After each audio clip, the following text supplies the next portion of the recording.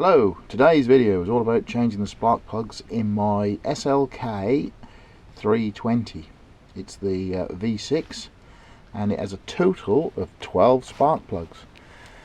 It has 2 spark plugs per cylinder, so 12 NGK laser platinum spark plugs are required.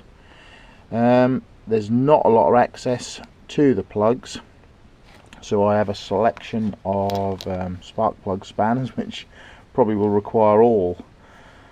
Some have got little universal joints on the end. There's a slightly longer one there. There's a standard sort of one there. I also have a long reach one, but I don't think I'll ever be able to get that in. I've got a preset torque wrench 4 spark plugs that's set at 24 Newton meters, but that's got quite a large head on it as well, so that might not even be able to fit in. I've got a couple of 3/8 ratchets which have got angled heads, and I've got another torque wrench which I'll set at 24 Newton meters. One of the biggest problems as well is getting the plug cap leads off. I've bought these plug spars, they're plug pliers, they're for getting the caps off. But I had a little go the other day just to get one out and ended up having to use the old trusty water pump pliers. But do be careful using these, you do not want to be damaging them. They're sort of integral to the coil packs, so could be a bit expensive if you damage them. Right, let's get to the car and start getting 12 spark plugs out. Right, the first thing you will need to do is get both the induction hoses off, which they just pull off very easily.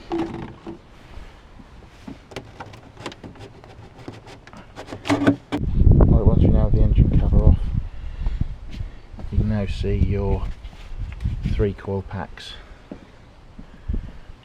per side and the leads that go from the coil packs down to the spark plugs. As you can see, the further you get back, the tighter it gets.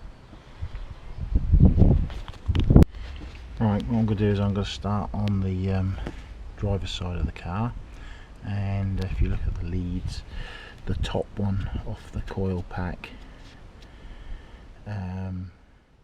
goes to the cylinder or the spark plug at the front, and that's the same along the whole bank of 3.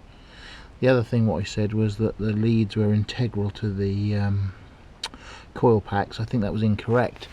I think they're actually just plugged in. I think they just plug in on the coil pack. So I think they can actually be disconnected and replaced as if needed. So now I'm going to have a go at getting the first ones out.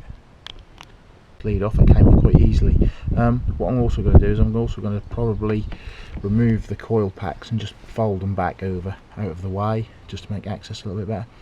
They're held on with torque screw, 1 torque screw, and it's a T30 torque screw. We've got the first coil pack on this side just tucked and laid. I mean, it just lays out of the way, and I can now try and get in and get the first 2 plugs out. Right. Once I've got them 2 caps off, what I've actually done is I've gone in with some compressed air and just blown around in the vicinity of the spark plug. So as you take the spark plug out and draw it out, any bits of debris which are built up around the spark plug don't actually fall down into the cylinder.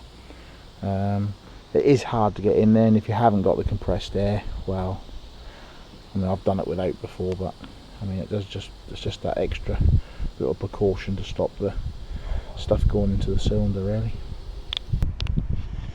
Right, this is the first plug I took out. They're genuine Mercedes ones, and they're made by Champion. I believe these have been in for 60,000 miles, and I also believe that the service interval for these is 50,000, so if that's correct, they were overdue for changing. Plug into the socket, And what I'm going to do is I'm just going to gently guide that into its hole, and always do them up with your fingers. Don't go in there with a ratchet. We're talking aluminium head, easily cross thread them. And yes, one thing you just do not want, once you get to the point where you can't go too much further with your fingers, then obviously you move in with your torque wrench. On this side, on the other side, I've done the other 6 on the other side. On this side, I've actually disconnected the plug out of the coil pack to drop it down, because I just could not get, it's a lot tighter on this side. So hopefully I now get in and get the leads off. Little tip I found, these caps are an absolute nightmare to get off. If you get yourself an old 17mm spanner, which I've got, the 17mm spanner will go under the end of the plug lead cap, and you can use that to pull or give yourself some leverage to get the caps off. The other thing as well is, when these go on, this bit here at the end of the plug cap locks on to the hexagon on the spark plug, and to get it on you have to really push. So the other end of the spanner I modified, cut a slot in it, that then fits over the lead like so, and then you can use that to push the plug cap back on. I mean, I'm not saying it's easy, there isn't a lot of room, but you just cannot push these on. You need to push these on until there's a solid click, and you can hear the click when they lock on. Okay.